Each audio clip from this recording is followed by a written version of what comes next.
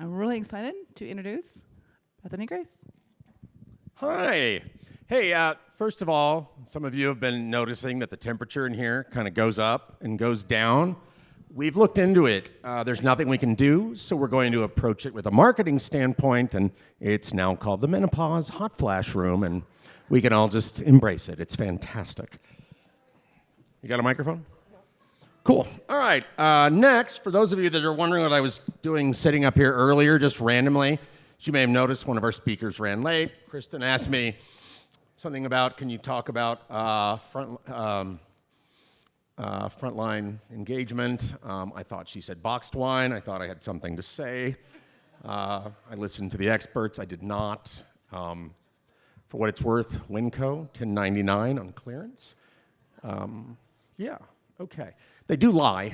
There's not 38 glasses in that box. There's not. There's 6. Okay. Wait, where's the remote? Okay, hold on. I don't know. This is yours. Why don't you talk not for a mine. minute? Hi, I'm Melanie.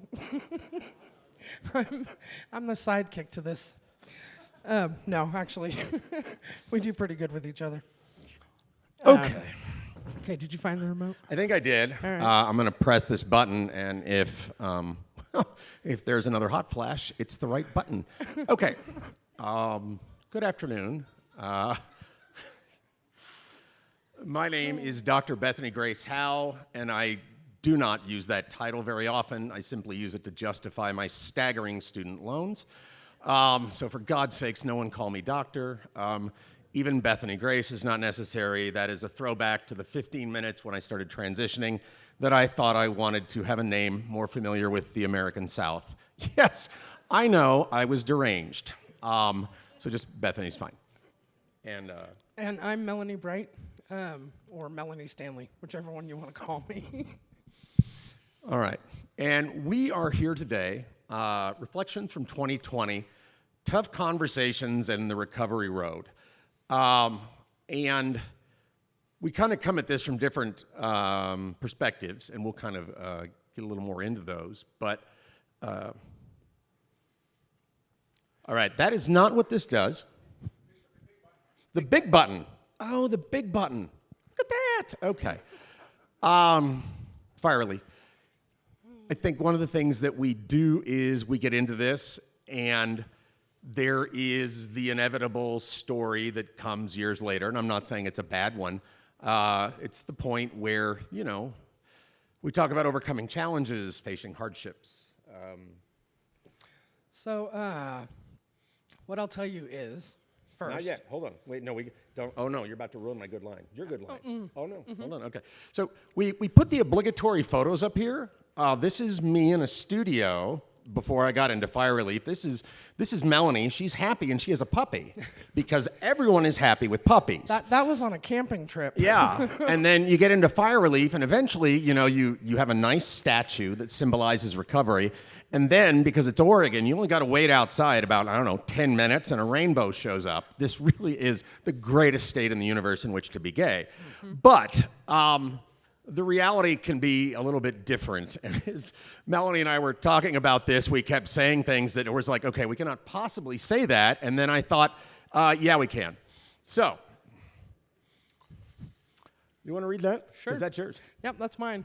Wildfire recovery is hopeless. It just is. And realizing that from the beginning is what people need to do. That's just the truth. It's going to suck. It's just a matter of how much it's going to suck today versus how much it's going to suck tomorrow. And if you realize that now, you will be way better off. Yeah, and you'll notice the picture. Even the puppy is gone. Yeah. Okay? Yeah, puppy's gone. Yeah, it was her comfort animal, and it was like, I am out of here. For myself, my advice, if you're one of those communities here because you're preparing for a disaster, you should put all this info in a big old binder and call it, bleep, I'm going to want to know when it all goes to hell. Then stick it on a top shelf that can't burn, flood, or be tossed out by the janitor. And the reason I say that is because everything you're hearing here is amazing. It is absolutely the information you're going to need for your community. Here's the problem. You're getting it disconnected to context. I don't know about you, but when I was in school, I learned an amazing number of things things about the Pythagorean theorem.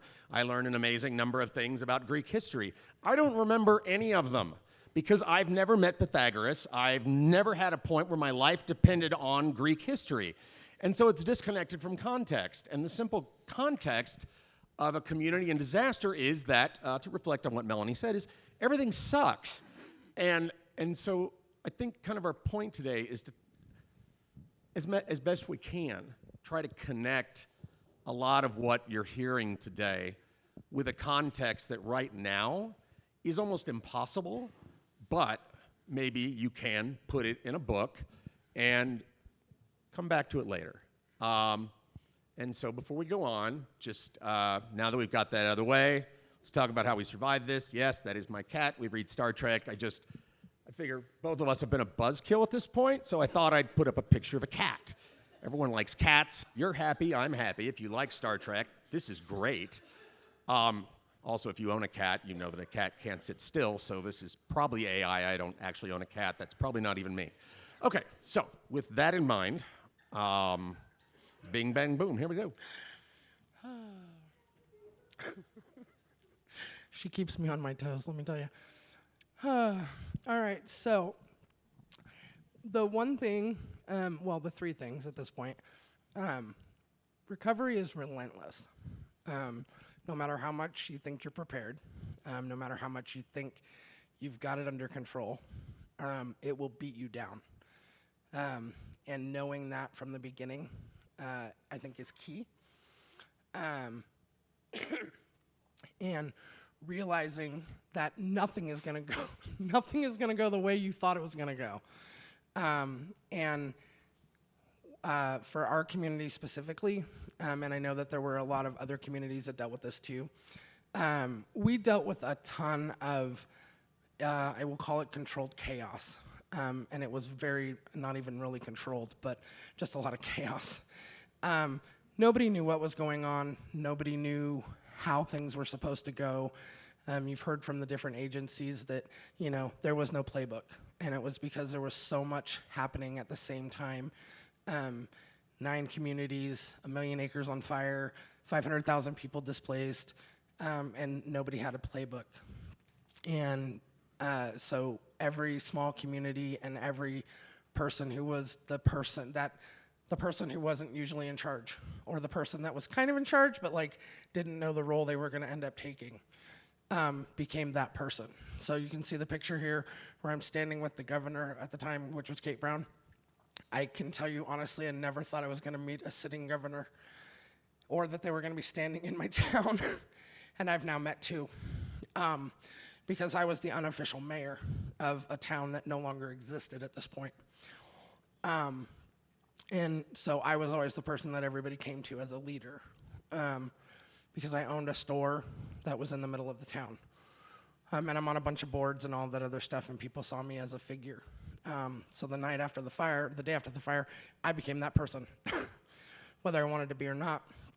And so finding those people in your community now, before it's September 8th, is an important piece. And make sure that those people are connected with the bigger people. And make sure that the bigger people know that that person is important. Because I fought really hard to make sure that people like OHCS and DHS and Red Cross and all of those big agencies knew that my voice needed to matter, because I knew the community. So that's a huge thing. And knowing that I can help coordinate stuff or the me's can coordinate stuff. The other thing is the psychological impact of ongoing distress and uncertainty. I can tell you 4 years later, I finally got into counseling for myself. But yeah, it took a lot. But our community still refuses in a lot of ways to get into for any help. And I know that that is a huge thing for a lot of people. So talk to your community, have stuff set up ahead of time, because, sorry, I've been dealing with allergies for 2 weeks. I know that that is a huge thing for most of our communities. PTSD is real. And every time the fire strikes up, I don't know about the rest of your guys' communities, but our community, for the last 4 years. Last year, we had 2 fires within 4 miles of us. And we had evacuations. We had level 3s. We had level 2s.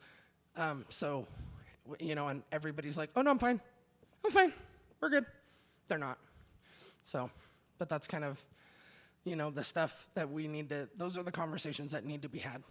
Whether you want to have them or not, everybody wants to be tough. Everybody wants to be, I'm the unfiltered one. She's the filtered one.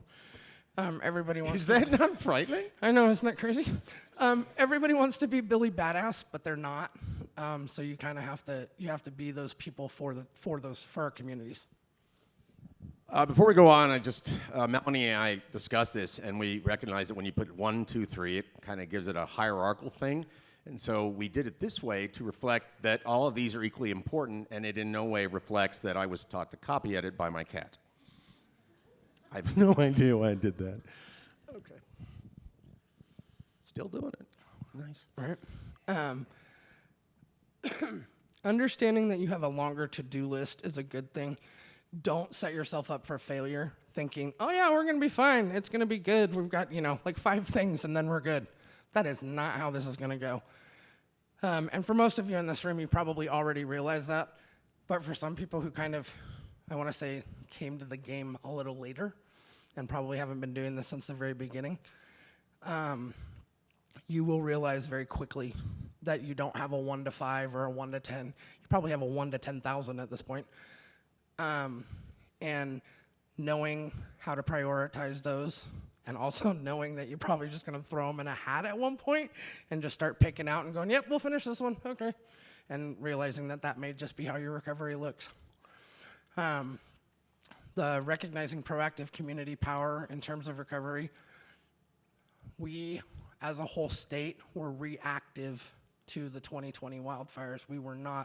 We had no proactive anything. So learning from that, we need to be better prepared with all of our agencies. We need to have better relationships. We need to have those hard conversations now in blue sky when we can have them and be better prepared. And, I'm going to do my best not to pick on any one specific agency. But I know most of the communities are suffering through this. It has taken far too long for money to get into our communities from a lot of the state agencies and a lot of the Fed agencies and all of that to actually create change. I don't know of one person in here that's not still sitting waiting for money from, housing stuff and all of those other things. So we have to figure out how to make that better, make a better system out of that. And that's working in better partnerships. So, what's that last one? Thank you. Let's see. Don't plan on breakthroughs. Don't plan on them, but breakthroughs and something else. Good things happen. Oh, yeah. If you don't always be positive, but don't expect everything to be good. Like when good stuff happens, be happy for it, but I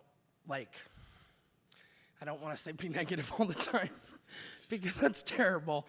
But in recovery, you are going to have a lot more bad than you will good. So be happy for the good stuff and just be happy when you can move forward, whatever forward looks like. So. They really should have put this presentation before the open bar. Okay. I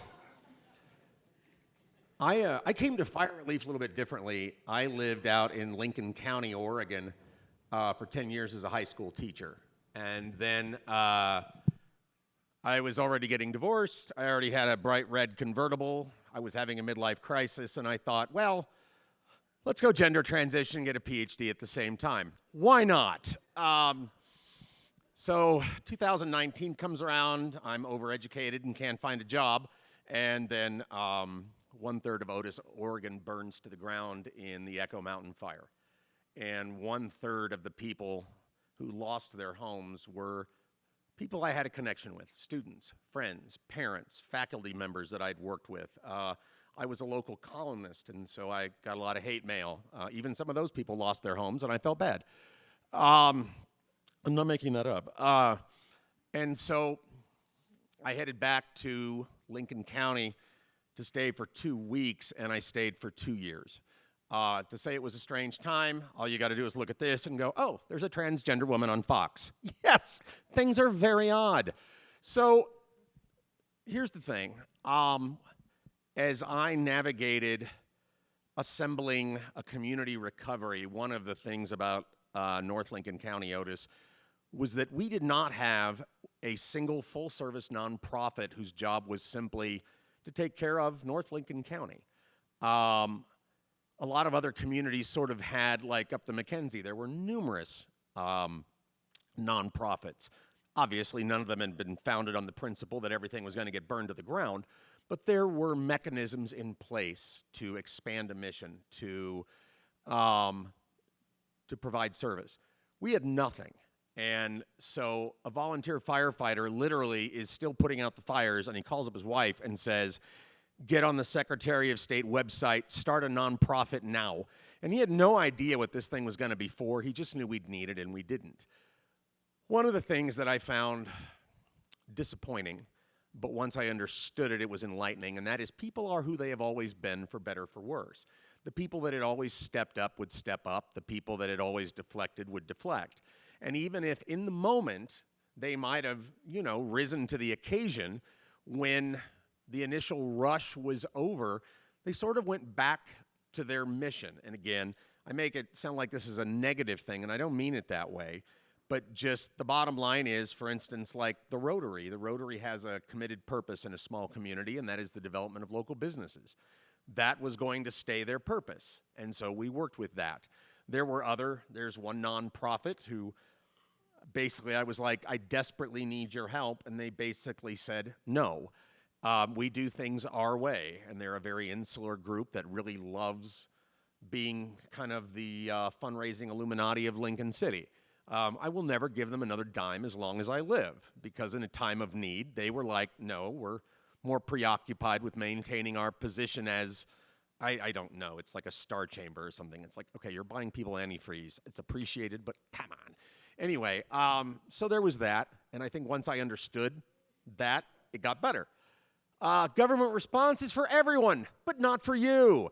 And what I mean by that is, and let me say this right away, is even though I started on the ground in Lincoln City, just running my own shop and scrambling, eventually the Office of Resilience and Emergency Management called me up and said, we don't have anybody out there, can we hire you? And I said, to do what? And they said, do what you're doing. And I said, does that come with health insurance? And they said, yes. And I said, I am in.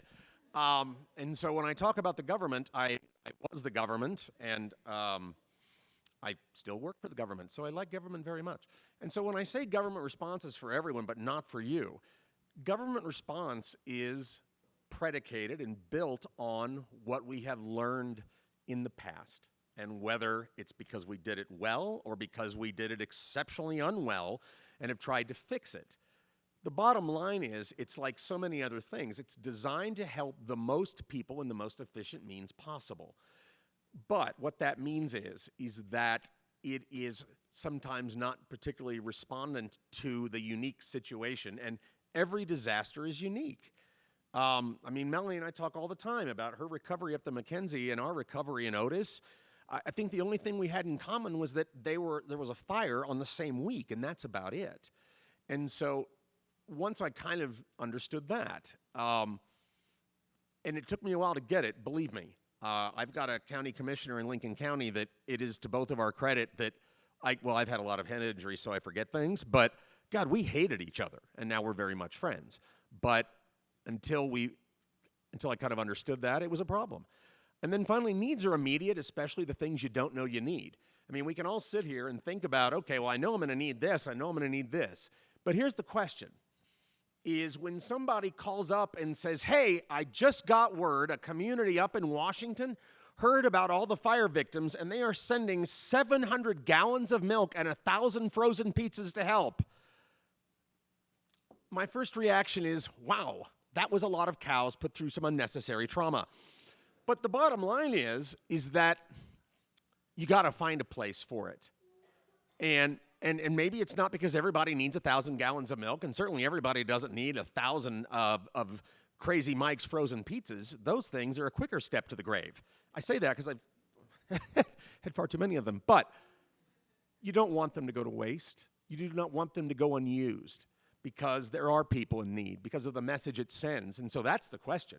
Can you get on the phone and can you round up the space to put 700 gallons of milk? Can you round up the space to put 1,000 frozen pizzas? And that is not in any manual.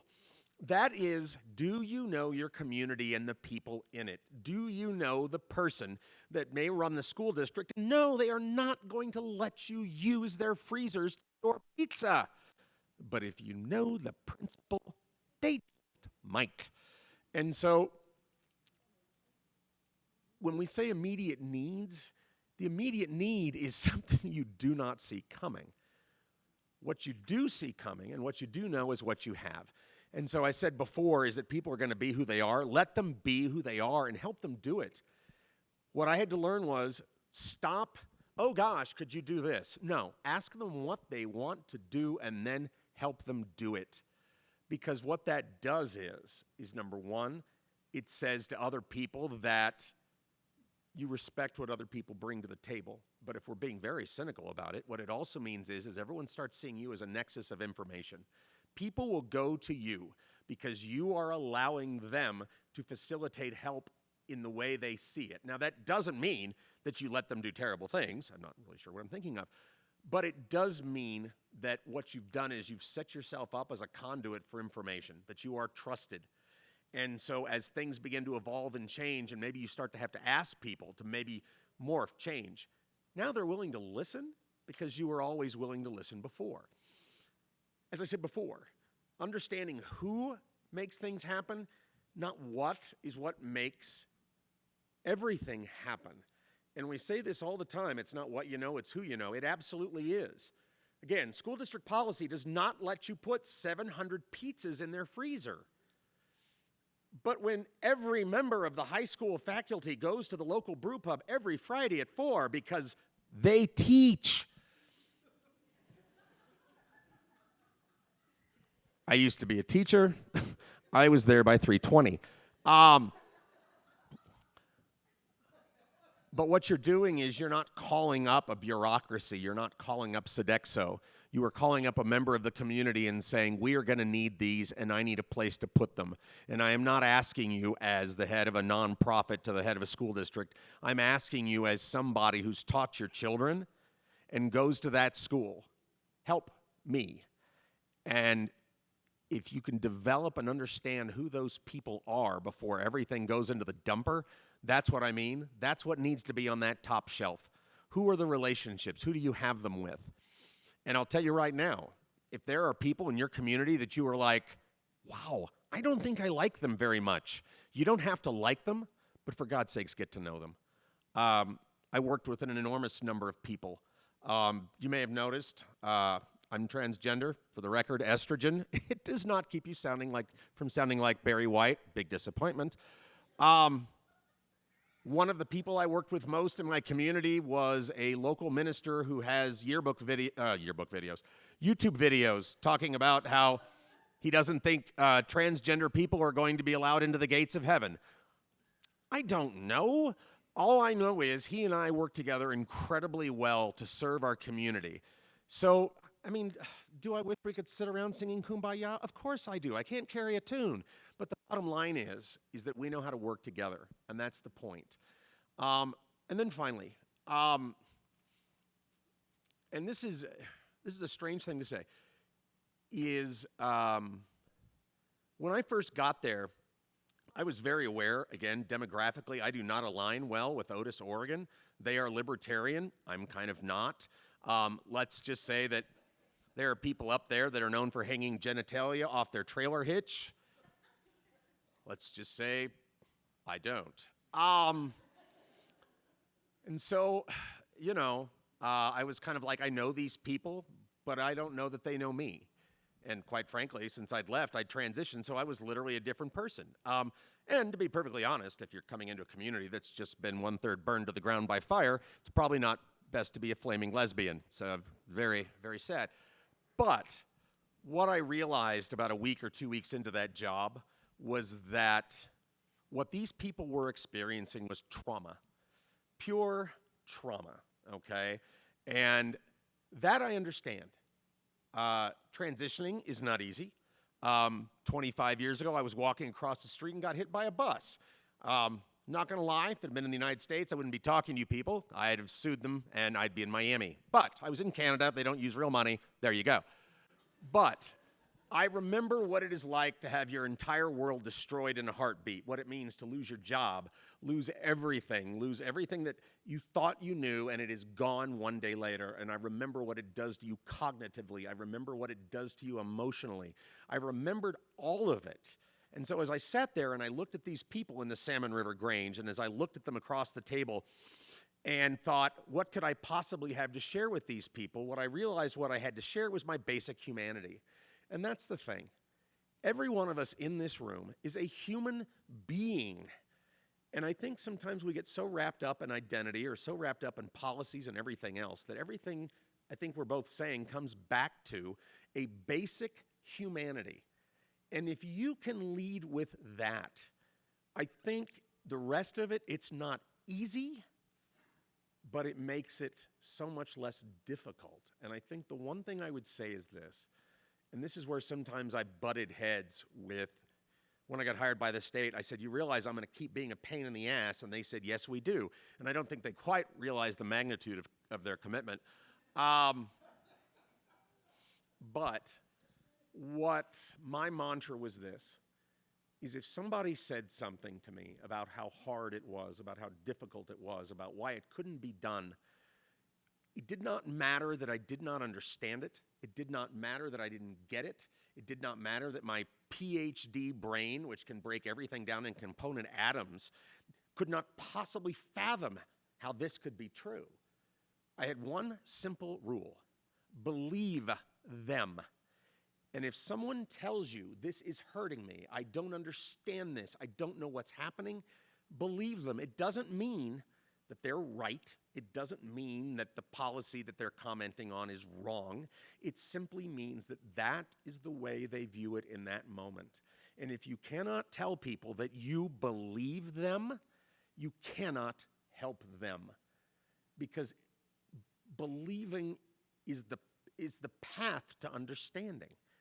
The number of things in this world that I do not understand, but I believe people in their sincerity. And once I do that, I can start understanding it. And that is what made the difference for me. It is why I could walk through Otis and talk to people that had a 6th grade education and we were functionally illiterate, and yet I could help them find the resources. That, and I dressed in bright clothing, because if you don't, they're going to think you're a prowler and shoot you. So there was that. I have rainbow hiking boots. They are staggering. So let's get practical here. Kind of a Q&A. Those of you that are either here because you have held your community's hand through this, or those of you that are sitting here listening to this and going, okay, the conference was really great 30 minutes ago. Wow, those two are dark. Like I say, we very much wanted to have a Q&A for people that want to know things. And because neither one claimed to have all the answers. Oh, okay, Melanie does. I suck. But seriously, what have we not answered? Oh, there has to be. We've been up here for 23 minutes. Does this mean somebody should run around with a microphone? Because if they trip, that's going to be a very loud head injury. Huh? Oh, yes, and we have something on unincorporated, too. All right, we'll wait. I'll tell you what, actually, here's what we're going to do. And I apologize. I cannot remember names. I've had 10 concussions. It's amazing. Hi, Jenna? Gina, see, I can't even read. My cat taught me. Both she and I are from unincorporated communities, which is a special kind of nightmare all its own in its own way, and yet both of us, two different nightmares. And so to talk to you more about those nightmares, here. So I'm Gina Beam Southwick, and I'm from the Glide area, which is the Archie Creek fire. So some people have probably heard of us also, and it's not incorporated. And I could tell you a lot about the challenges and stuff too, or you guys can throw out questions and I can give you the cliff notes. But essentially, what I found was we had to be a lot more creative. Being unincorporated meant that we relied on the county to be our advocate for resources and stuff, and funding became trickier to get. So we don't have municipalities. We have a water association, we don't have a water district. We have a sewer district, but it serves like a third of the community. When you start dealing with rebuilding on the scale that we were, and especially as spread out as we were, that brought a whole new set of problems. So for 3+ years, we've had a moratorium on new connections to the water association, which presents a few challenges when you're trying to rebuild an entire community, right? Not an entire community, but we lost 110 homes, and right now we've probably rebuilt about a third of those. We're reliant on wells, but because of the fire, our water table changed. So we can't get water where we used to have it. And the cost to put in a well when it was homesteaded 50 years ago is a lot different than the cost to put in a well now. So instead of something costing $5,000, it was costing $30,000. But we were allocated funding that said we cap what we will provide for a well at $7,500. It helped being the organization we were. So we were a local nonprofit that came in and was able to do the casework. I don't know where Glide would be without having that local advocacy for a lot of different reasons, and you guys probably can say the same thing. We have 2,400 individual voices with no organized way to hear each one. So when you think about like city government and stuff, you have a forum for people to come to, and you have different levels of representation, right? And so they listen to what the community wants and needs, and then that's communicated up the chain and so on. We have 2,400 voices, and every single one of them has their own opinion and their own wants and their own need, and the biggest forum for them to provide that on is social media.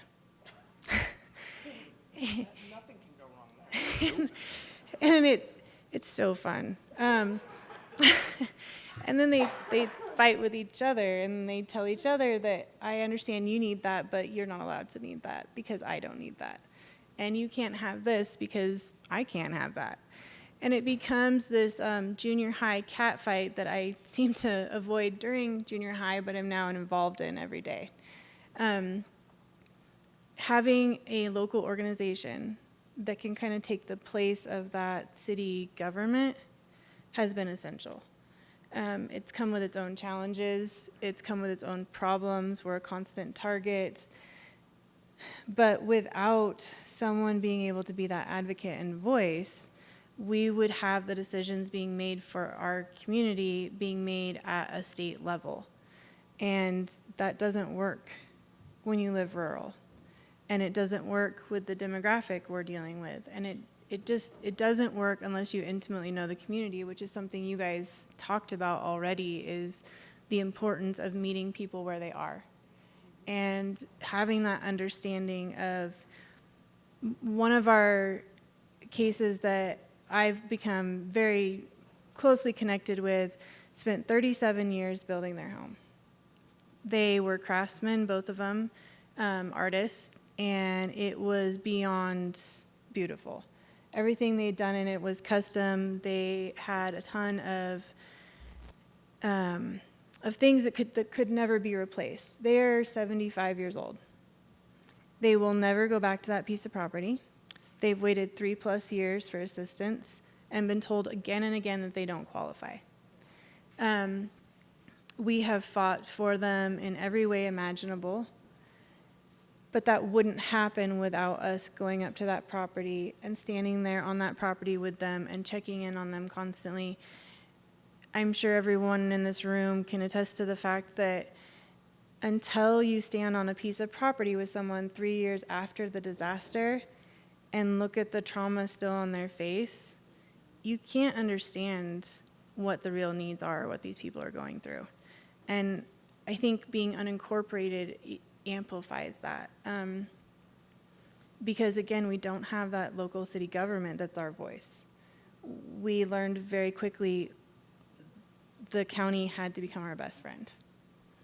We needed them on our side and to be our advocate every step of the way, because otherwise we weren't going to get anything done. I don't think, I made notes, but I generally make notes and then wing it. So if everyone loves it. They're like, you didn't say anything, you told us you were going to. Yeah, go ahead. It's predominantly low income and white.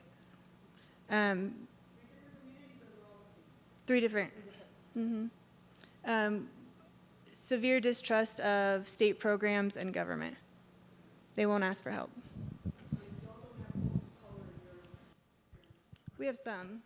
We have a limited number of folks of color, but we our area is we have a very wide demographic.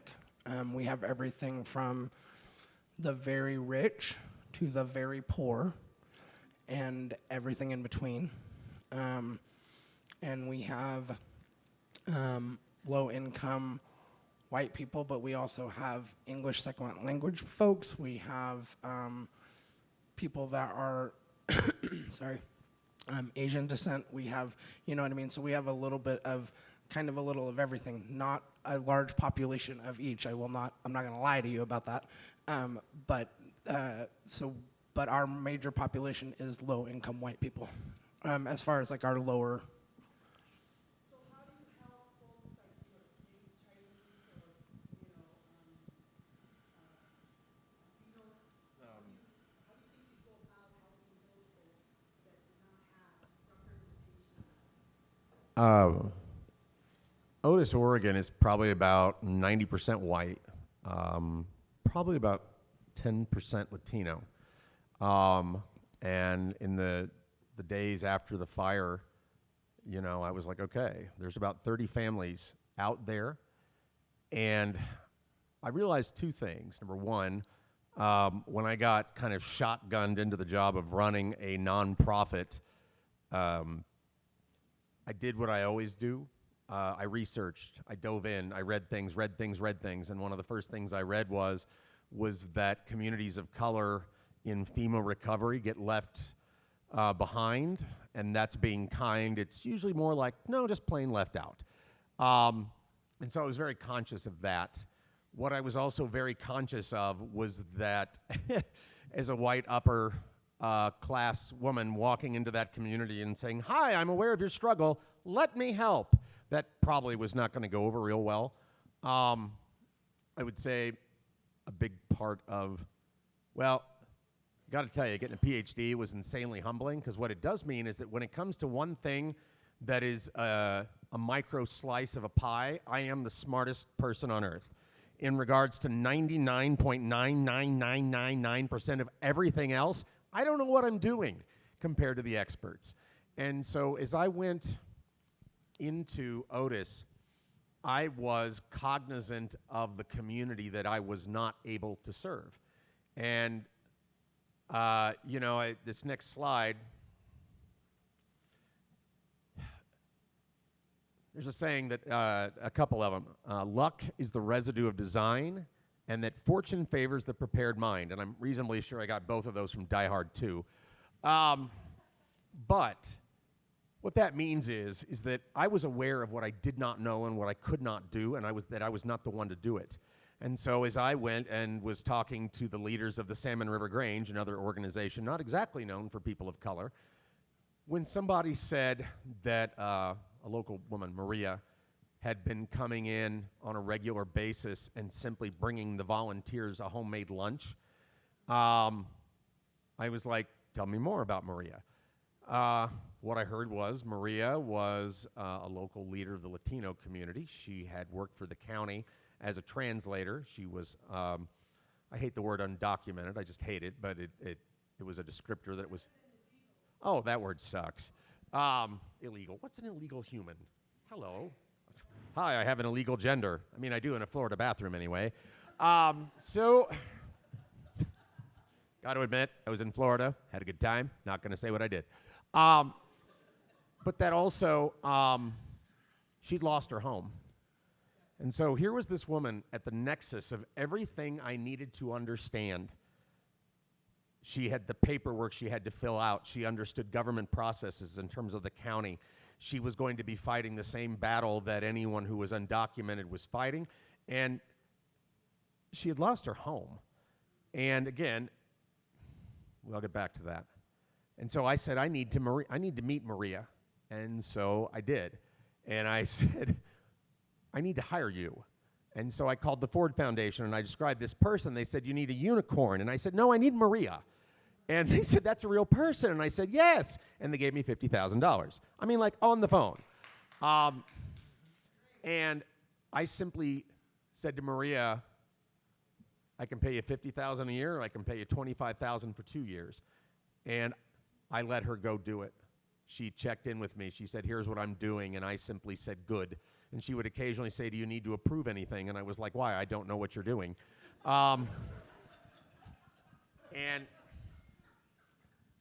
And the thing is that I knew I needed Maria because I knew what we were going to do wrong. I knew what we were going to fail. I knew what I was going to fail at. And so as I went through my day, I was conscious of what I needed. And this was applicable in a lot of different frameworks. But in this particular one, and I will tell every one of you in here right now, if you want to know what it takes to do what Maria did, I am happy, well, not to give you her number. We're still friends. She gives me margaritas. That might end that. But what Maria did was she took the ball and she ran with it. And it turned into, it's now North Lincoln County's, it's a full-service Latino community support program that operates in everything.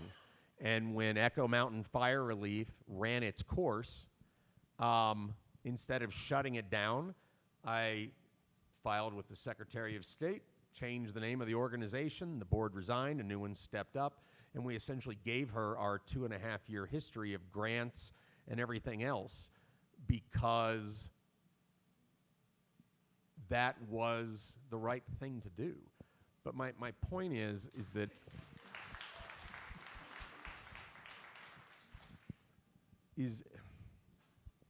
how do I say this?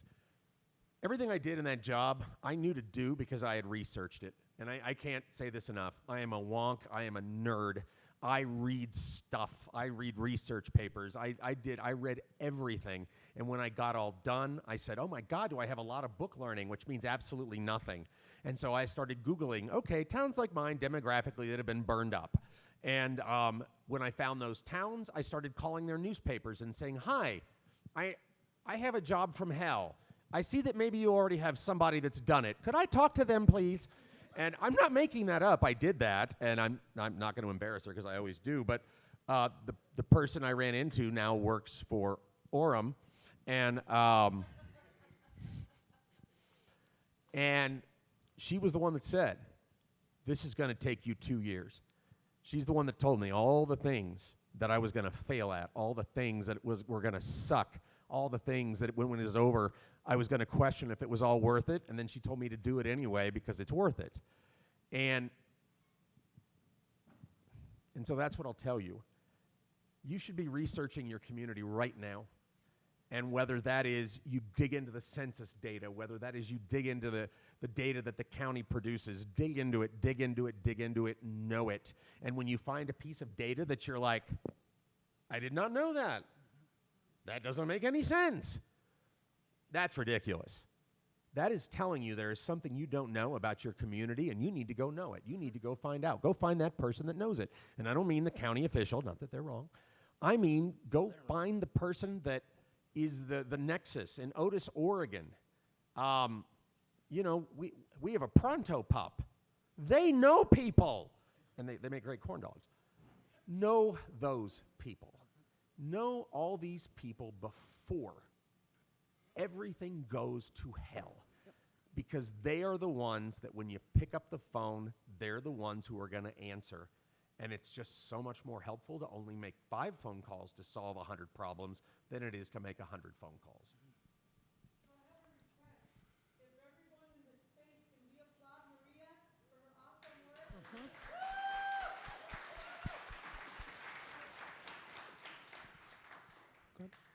Yeah, the community college came and wanted to hire her, and they're like, am I poaching her? And I was like, I don't think I'm her dad, so no. And so, yeah, no, she's amazing. So, and like I say, I mean it sincerely. If there's anybody that would like to connect with Maria, I would be happy to facilitate that. She is amazing, and in fact, I'm sitting here right now and going, Maria's coming to this conference next year.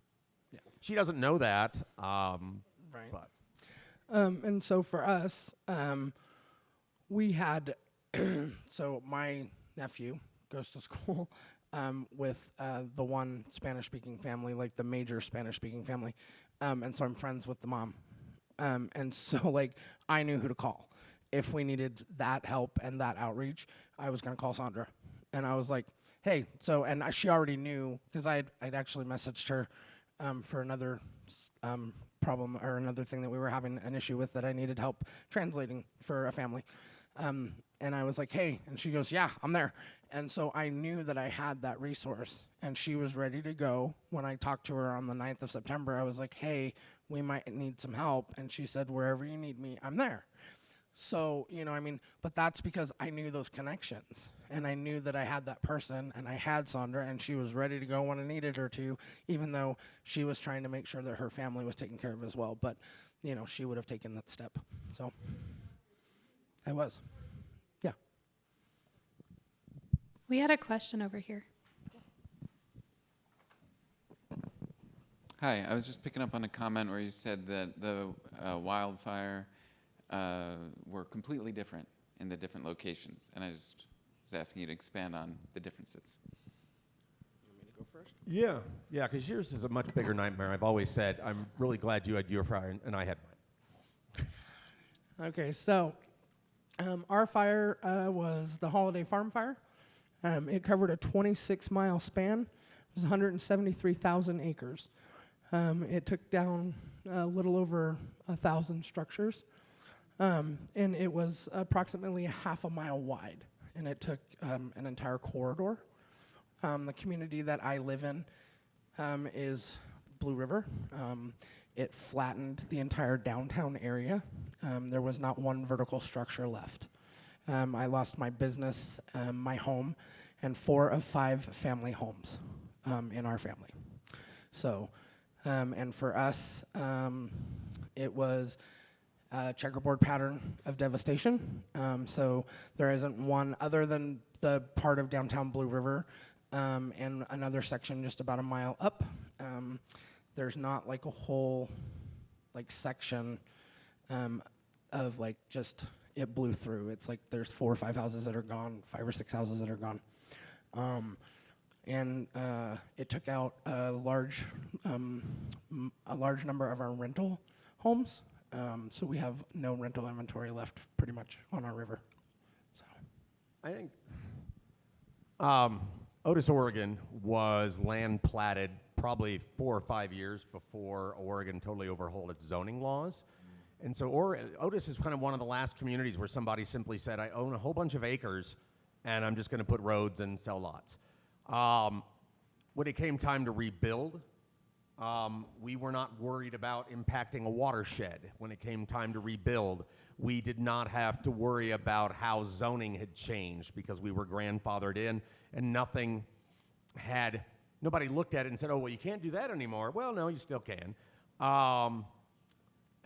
This is going to sound crazy, but Otis, Oregon did not get gentrified. If you've ever been to Otis, the idea of gentrifying Otis, Oregon is hysterical. But the simple reality of it is that many of the communities that were destroyed in this fire, there were people that had small homes, family homes, that had been in their homes for generations, and they were vaporized, and they could not possibly ever rebuild because, again, they were next to a river, or they were in a watershed, or they were now in a wildlife riparian area, who knows. But the bottom line is that they simply could never replace what they had. It was impossible. And so they took that piece of land and they sold it to somebody from maybe California. And if you're from California, you're truly a wonderful human being. I do not hate you. But what replaced a small 3-bedroom kind of semi-house shack became a 3-story pop-up that somebody's in 2 weeks a year, and the rest of the time it's an Airbnb. That family is never coming back. They're gone. The contribution they made to the community is gone. Their children are gone from the school. That didn't happen to us. People came back. Also, up the McKenzie, all those people that got evacuated, they're now living in hotels 40, 50 miles from what used to be their home. Getting back was a nightmare. And as I was working for Orem, I became kind of aware. It was just like, oh my God. Lincoln City has 9,000 beds. We literally could have probably given a bed to everybody in the state who lost their home, at least for a little while. So what that meant was our fire survivors, to get home, it was a 10-minute drive. For them to go stand on that piece of property and figure out what to do next, it was a matter of catching a ride if they didn't have a vehicle. It was just a completely different dynamic. It was rebuilding something if you didn't have all the other crap get in the way. And even as, quote unquote, easy as it was for us to do it, I would say that we still have maybe, and this is an amazing number, I'm not in any way downplaying it, but we probably had 60% of our community come back, and 40%, but I would wager 60% compared to any other community in the state. It's probably at least double. Well, and I'll add, we're at 36% recovery right now. And to add to what Bethany was saying, on the first part of our recovery, when we were able to start coming home, we had pilot cars, and we were only allowed to go in at from 8, you had one pilot car that went in at 8 o'clock in the morning, and it came back out at 5 o'clock at night. And that was for almost 10 weeks. And for a lot of us, I moved back onto my property in a fifth wheel to be able to be home so that I could work on my property. But not everybody had the opportunity. We had people still living in hotels 2.5 years later. So everybody's recovery looked a little bit different. Question.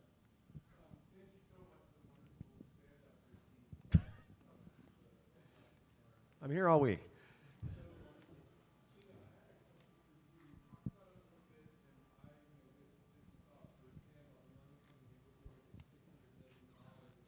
For the roadside hazard tree removal, 297 million, and 300 and some million for private property debris cleanup.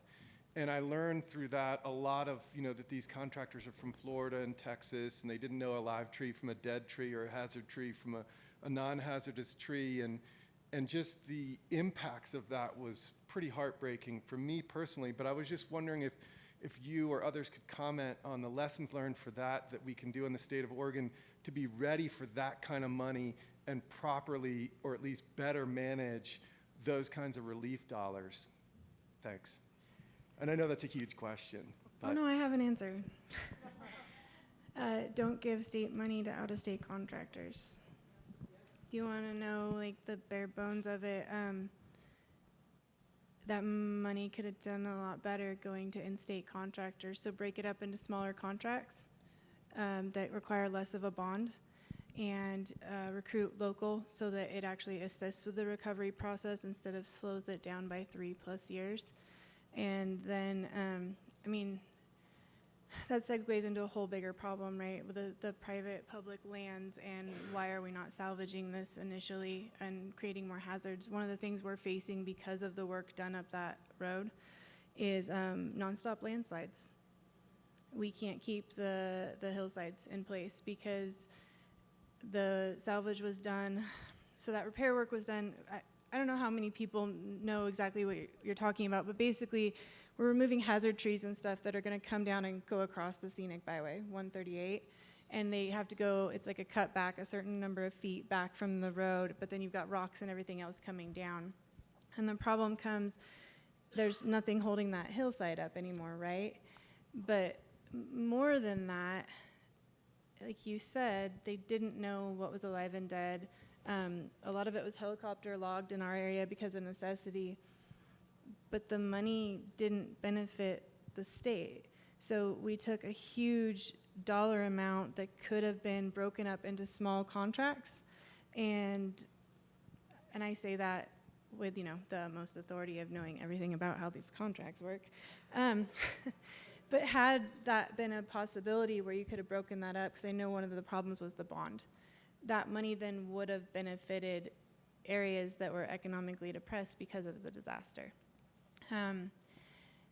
It was 2 years of not having tourist traffic up our river in a little town that depends on tourist traffic, because the construction, the road construction and the delays and everything else, nobody wanted to go up there. People were getting stuck 20, 30 minutes or more because there was multiple stops. And in my mind, if there's a way that the state can take that and break it up into smaller contracts, and we have to have something that gives priority to companies that are based in Oregon, so that the money then goes back into Oregon taxes, it goes back into Oregon businesses, and it doesn't leave an area that desperately needs that economic boost. So, I know we blew through the 30-second warning here, just real quick. Is Malvin and I, over the last year, like I say, I'm a PhD, I write everything down, blah, blah, blah. Is a lot of what we're talking about in terms of building these community bonds and figuring these things out, we wrote it all down, and we actually kind of do have something that we'd love to try, because we think it worked. It's a kind of a way of operationalizing a lot of this very vague stuff we've talked about. So if you'd be interested in that, feel free to talk to us. And then tonight, my tip, sit with people you don't know. The people in this room that you get to know at the bar over the table, they may be the one that in 2 years you call up and go, remember all that crap we heard at the conference? Do you remember it? Because right now I'm freaking out. And then I got asked 2 years ago to contribute to a textbook about the sociology of recovery, and so it includes this massive demographic breakdown. And so a lot of the stuff that I've been talking about, it's actually in a textbook, and it's a free textbook. If you want it, you can scan that QR code and read chapter 11, unless you want to know 10 chapters of sociology. Those are quite good too. So with that in mind, I know we are 2 minutes over, 3. Thank you for your patience. Thank you for being here. And find us, stalk us. It's cool.